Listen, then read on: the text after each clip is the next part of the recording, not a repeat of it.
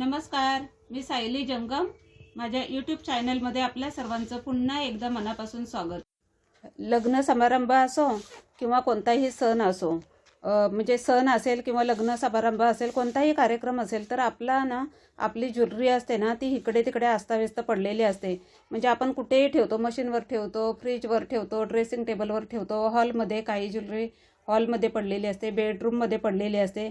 तर सर्व ज्वेलरी अस्ताव्यस्त पडलेली असते, कारण आपल्याला वेळसुद्धा मिळत नाही अशा वेळेला कुठे आवरून सावरून ठेवायला, किंवा हे सुद्धा नाही म्हणजे ठेवायचं कुठे. म्हणून आपण कुठेतरी जिथे जागा असेल, हाताला जवळ पडेल तिथे ठेवून देतो.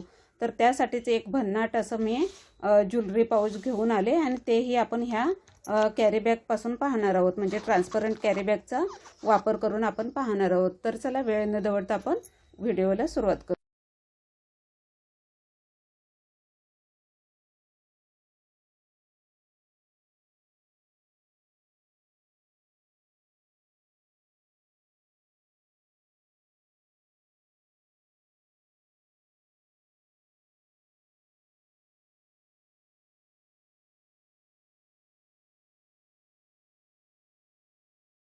तर आपण या साडीच्या कॅरीबॅगचा आपण वापर करणार आहोत. तर आता मी ही साडी बाजूला ठेवते आणि कॅरीबॅग घेते.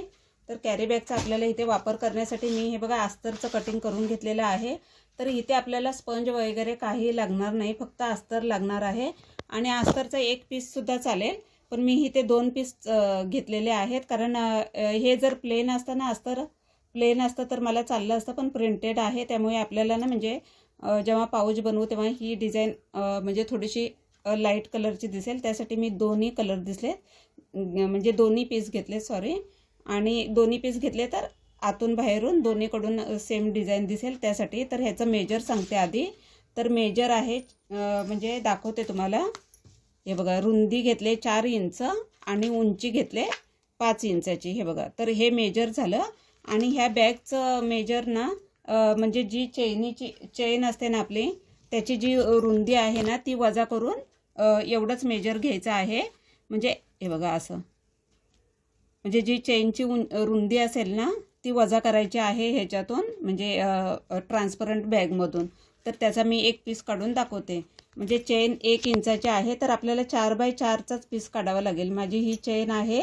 तुमची किती इंचाची चेन असेल ती बघा. ही 1 इंच 1 पॉईंट येतोय, तर 1 इंचाची चेन आहे, त्यामुळे मी बॅग कट करताना 1 इंचाची कमी करणार आहे. म्हणजे 4x4चा आपल्याला एक पीस काढून घ्यायचा आहे. आणि हे मी 2 पीस घेतलेले आहेत.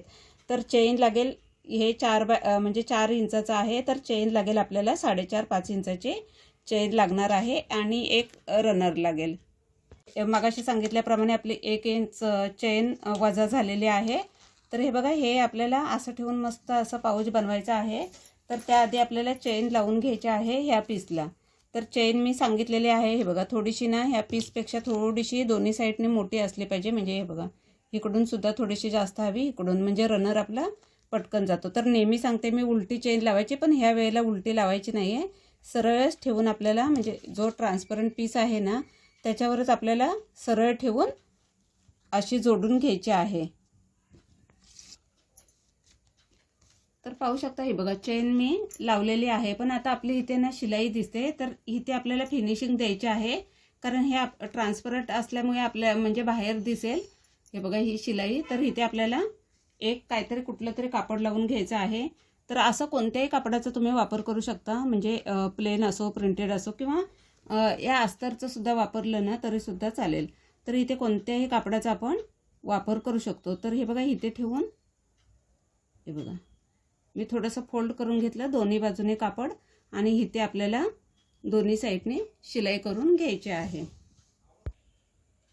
तर हे बघा, इथे अटॅच करून घेतलेलं आहे, पाहू शकता. म्हणजे आपल्याला हे खराब दिसलं असतं, म्हणून इथे आपल्याला फिनिशिंग देऊन घ्यायचे आहे. तर आता आपण रनर टाकूयात. तर रनरसुद्धा हे बघा, हे बघा, चेनचा जो मोठा भाग आहे तिथून मी पहिले टाकते, म्हणजे लवकर रनर अटॅच होतो. आणि मग या साईडने लावून घ्यायचं, आणि मग खेचायला बरं पडतं. तर पाहू शकता, रनर लागलेला आहे. आता रनर लावून झाल्यावर एक्स्ट्राचे चेन वगैरे कट करायचे आहे. आणि इथे थोडीशी शिलाई करून घेतलेली आहे, कारण रनर निघू शकतो आपला. तर हा बघा, हा पीस तयार झालेला आहे. तर आपल्याला हा पीस घ्यायचा आहे अस्तरचा आणि हा पीस ह्या पीसवर ठेवून द्यायचा आहे आणि चारही साईडने आपल्याला शिलाई करून घ्यायची आहे. तर पाहू शकता, हे बघा तयार झालेलं आहे. हे बघा चारही साईडने शिलाई करून घेतलेली आहे. तर आपलं पॉकेट हे बघा तयार झालेलं आहे. तर आता हे बघा, ही शिलाई बाहेरच आहे, त्यामुळे इथे फिनिशिंग द्यायची आहे. तर फिनिशिंगसाठी तुम्ही कोणतेही कापड घेऊ शकता, कोणत्याही कलरचं वापरू शकता किंवा ह्याच अस्तरचं सुद्धा वापरू शकता. तर इथे आपल्याला फिनिशिंग द्यायची आहे. त्यासाठी मी हे बघा एक पट्टी काढून घेतलेली आहे. तर ही शिलाई पहिलीच होती, म्हणजे कसलं तरी मी कट केलं होतं, त्यातलं कापड होतं. तर शिलाई होती. तर इथे शिलाई नसली तरीही चालेल, ते नंतर आपण फोल्ड करूया. तर तुम्ही जोडताना कुठूनही सुरुवात करू शकता. तर मी आता इथून करते सुरुवात. तर इथून आपल्याला चारही साईडने हे बघा जोडून घ्यायचं आहे. असं कॉर्नर आल्यावर कसं जोडायचं ते तुम्हाला मी दाखवते. हे बघा, आता इथे कॉर्नर आलेला आहे. तर कॉर्नरला आल्यावर हे बघा, सुई खाली ठेवायची नाही, हा पीस फक्त फिरवून घ्यायचा आहे. तर ही पट्टी मी वरून लावते, तुम्ही या साईडने लावली आणि वरच्या साईडला फिरवली तरीही चालते. दोन्ही पद्धतीने आपण लावू शकतो. सुईचं टोक खालीच ठेवायचं आणि हे फक्त फिरवून घ्यायचं आहे, म्हणजे कॉर्नर आपला अगदी व्यवस्थित पट्टी जोडली जाते. तर आता पुन्हा स्ट्रेट शिलाई करायची. इथे कॉर्नर आल्यावर याच पद्धतीने इकडचे कॉर्नरसुद्धा आपल्याला शिलाई करून घ्यायचे आहेत. तर पाहू शकता, ही बघा जोडून झालेली आहे पट्टी. इथे आले, इथून सुरुवात केली होती. तर हे मी थोडंसं ओपन ठेवलं तर शिलाईसाठी. हे आता फोल्ड करून घ्यायचं आहे आणि मग हा कापड आपण इकडे फिरवून घ्यायचा आहे आणि मग पुन्हा स्ट्रेट शिलाई करून घ्यायची. एक्स्ट्राचं खूप जास्त, हे बघा खूप जास्त असेल तेवढं कट करायचं. तर माझं थोडंसं जास्त आहे, ते मी कट करून घेते आणि एक शिलाई करून घेते. हे बघा पुन्हा दाखवते. म्हणजे हे मी असं ठेवलं होतं थोडंसं ओपन सुरुवात करताना. तर हे फोल्ड करायचं आणि ही पट्टी पुन्हा अशी वरती घ्यायची आणि सरळ शिलाई करायची. तर हे बघा तयार झालेलं आहे. तर आता आपले कॉर्नर आहेत ना, ते कट करून घ्यायचे आहेत. इथे कटसुद्धा मारायचा, म्हणजे पलटी होतील व्यवस्थित.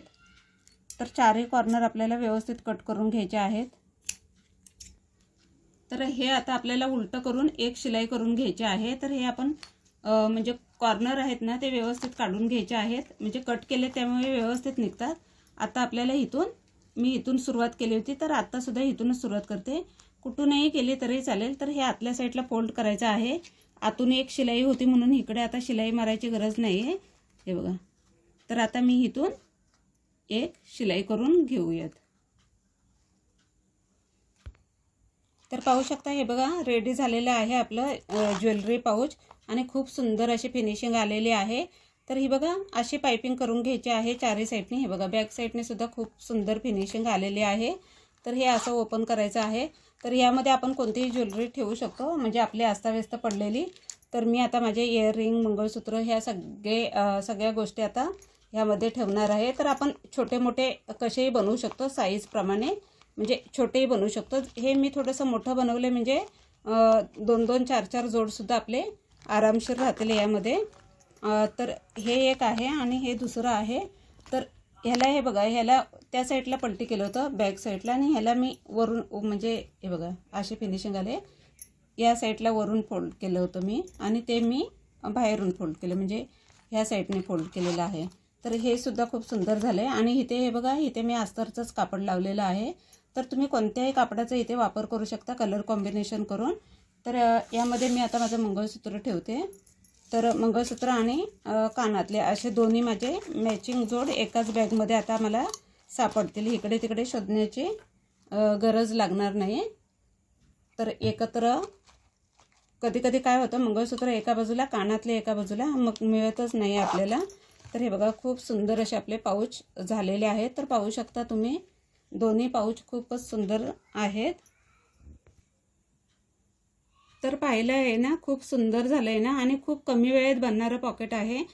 पॉकेट म्हणजे पाऊच आहे, खूपच सुंदर असं झालेलं आहे. तर तुम्हीसुद्धा असा कॅरी बॅगचा वापर करून खूप सुंदर सुंदर पाऊच असे बनवू शकता. तुम्ही हे पाऊच सेलसुद्धा करू शकता, अगदी खूप कमी वेळेत बनणारं आहे. तर आता मी स्टेप बाय स्टेप तुम्हाला सांगितलं आहे, म्हणून थोडासा वेळ लागलेला आहे. तर आजची ही व्हिडिओ तुम्हाला कशी वाटली हे कमेंट करून नक्की सांगा. आणि चॅनलवर नवीन असाल तर चॅनलला लाईक, शेअर आणि हाईप करायला विसरू नका. धन्यवाद.